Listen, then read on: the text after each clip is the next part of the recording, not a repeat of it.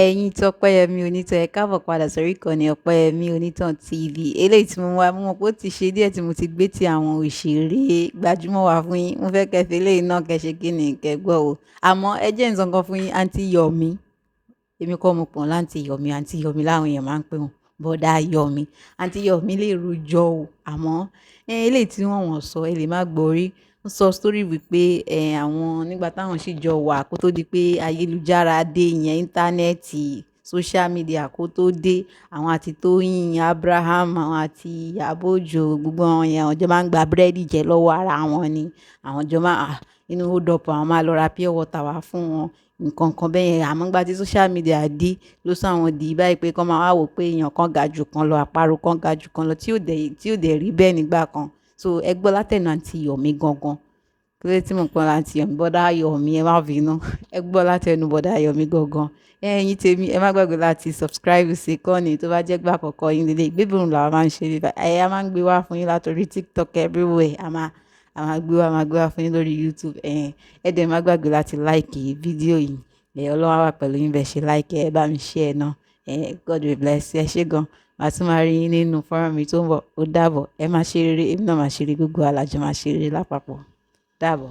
Oríran Tóyìn yẹn ní ó ya dànù, ó gbé ẹrù ẹ̀ báyìí. Tí bá parọ́ ẹ sálọ̀mù wọ́n lè gbẹ̀rí mi jẹ́. Ọwọ́ ẹ̀ ni mo ti lọ gbọ́wọ́ nu tráfíkì fún Tóyìn. Ṣéńjì tó ṣẹ́ tó fi lọ. Mò ń sweat látòkè délẹ̀ báyìí. Àwọn oní tíátà yìí náà lọ máa sọ òyìnbó burúkú fún. Pé Yomi yẹn ò láìkò obìnrin, ẹ wo iye ọdún tá a fi jọ wà papọ̀. Tó bá dẹ̀ ti fi ibi ṣú mi kí n dẹ̀ dúró pa síbẹ̀. Tó bá ti fọwọ́ dé kárí àmì wọ́n lẹ̀ kí n dúró pa.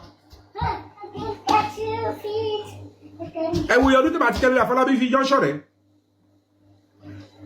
Nígbà tí ò sílé tó wà l'Amẹ́ríkà tí mo ṣèṣí lé mi tí mo ṣe birthday, look at her mother, she was there a day before. Even the Ìyábọ̀ herself. Ẹ wo ọdún tí mo ti lọ bá ń lé ẹ̀ ní Kòròdú. Bóyá Benson bus stop ló ń gbégbà yẹn. A gbé mi sí mọ́tò oníṣọ́ọ̀bù ní Lópéjú, ó lọ fi hàn mí. Tó bá fẹ́ ṣe fíìmù pẹ̀lú Búkà, á pè mí kí n máa bọ̀. We're having a proper relationship. But tó bá ti di pé social media ti dé ilẹ̀ dàárín gbogbo wa rú. Stop it, Akóredé, àbí kí ni gbogbo ilé parí. So like your battery ẹ̀ kíkọ̀ ra mo sí kíkọ̀ lọ, má parí iṣẹ́ òkè fi sí. Stop disturbing me. Ìgbà tí social media dé ni wàhálà dé. Nítorí oníkálukú wa mọ̀ pé we are all talented in our different ways. Èèyàn kan wá bọ̀ tá sọ fún yín pé Yomi Fábíyì is a misogynist. Mojí Ọláyà kú sí Canada. Because before you can judge me, you will judge me with my people. Àwọn obìnrin tí mo bá pàdé, ẹbìnrin ọkùnrin mélòó mo bá rìn. Gbogbo àwọn táwọn sọ obìnrin tí mo bá rìn nìyẹn. When Mojí Ọláyà passed away and we got to the house, bó ṣe jẹ́ pé àwọn ọ̀rẹ́ obìnrin pọ̀ tó, and even the younger brother Fẹ́mi Ọláyà, nígbà tó nípa bẹ̀rẹ̀ sí sọ̀rọ̀ pé ẹ jẹ́ kó bí wá ní tó ní kíní kan Yomi Fábíyì gan wà níbí.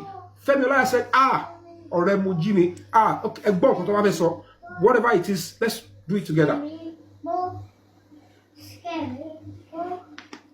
So how did I hate women? Mọ́mí Rẹ̀mí Abíọ́lá kú sí Amẹ́ríkà, èmi ni mo lọ jókòó airport pẹ̀lú ọmọ wọn ọkùnrin pẹ̀lú late Lambadike. Ta make sure kó kú agbòkú. Secretary Sinodo was sick.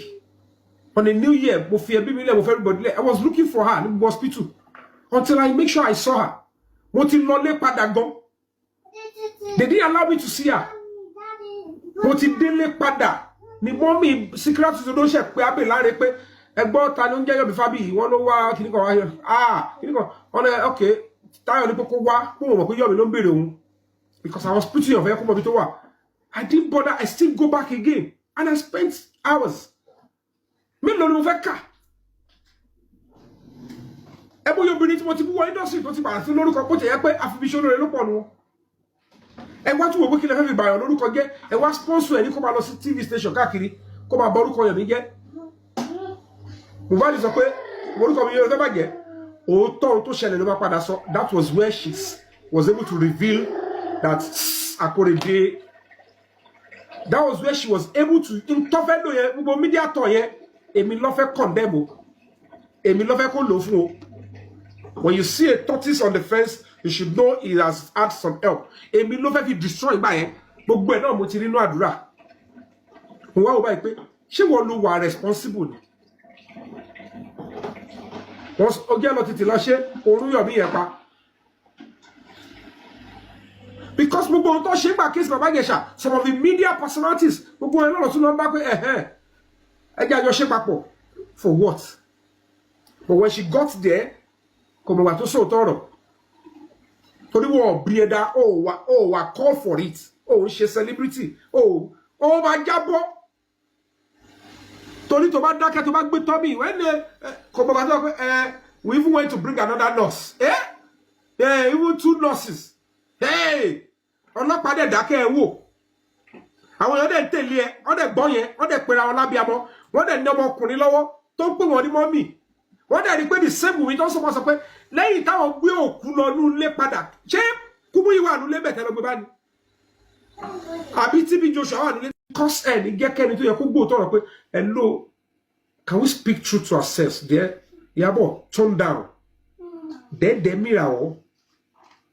Ògùn ló lọ́jọ́ kan ìpọ́njú orí ẹni báyìí ló lọ́jọ́ gbogbo ìtẹ́ ń ṣe tẹ́ fi ń kọ́rọ̀ jọ tẹ́ fi ń kó kìkì jọ yìí ó léwu. Ṣé mi orí tèmi wọ́n gbé lọ fárágbàfọ̀ ni? I was speaking the truth on human rights. Iṣẹ́ tí mo gbà ni mo ń ṣe because I want people to be informed, to know their rights, to know the right from left, to be able to act according to the law, to not think that they will continue to commit crime and then they will use the same law to say they should punish their you can't princess here only commit to crime to commit here, go abuse the law, go to any law to protect you because any connection.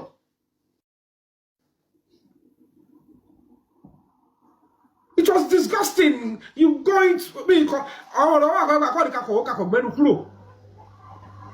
Shebi ti problem Baba Ijesha ti wá shebi o money. Shebi tó ti set tó ti ní ko set up tó ti finance gbogbo kini e shebi o money. Ṣùgbọ́n tá bá sọ ko ma bàjẹ́. Tá bá sọ pé tí bá lanu sọ pé Baba Ijesha tẹ́ wo yẹn story ẹ pẹ̀lú wá set ẹni tó finance gbogbo ẹ ibi báyìí ni ìlú máa dàrú. Nǹkan máa bàjẹ́ gidi. So, but that is what you think we should be having as a country. Ṣé you know ní padà bí mo ṣọmọ yóò ní ṣe ọlọ́la ni. Bẹ́ ṣe ń lọ káàkiri lóyìnbó, ṣebí ice ló ń lé wọn kiri sí. Ó ń dàbẹ̀ pé wọ́n ṣe tánọ́dì. Ó look like an eyesore. Now, picture it.